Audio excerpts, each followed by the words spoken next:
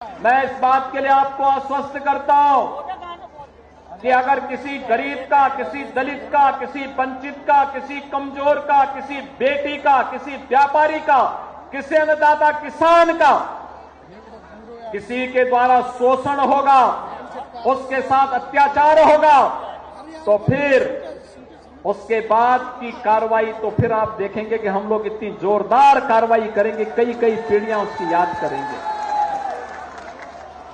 और इसलिए बहनों और भाइयों, आप सबका मैं आह्वान करने के लिए आया हूं।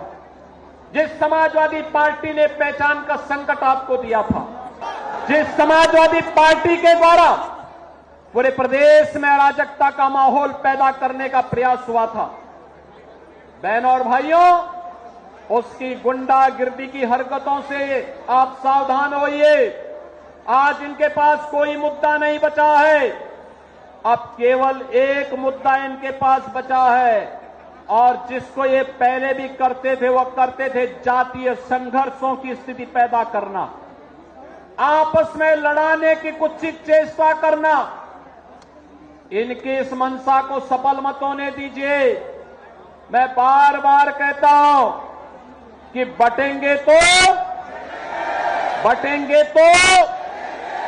एक रहेंगे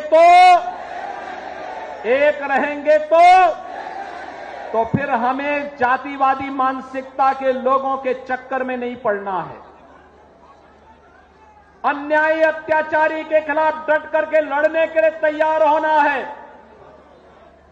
सरकार आपके साथ खड़ी है। विकास के लिए कोई योजना आती है, विकास का पैसा 100% विकास के कार्य में खर्च हो, यह हम सब का एक संकल्प होना चाहिए, और यही स्वसंकल्प है जो हमें विकसित भारत की ओर लेकर के जाएगा।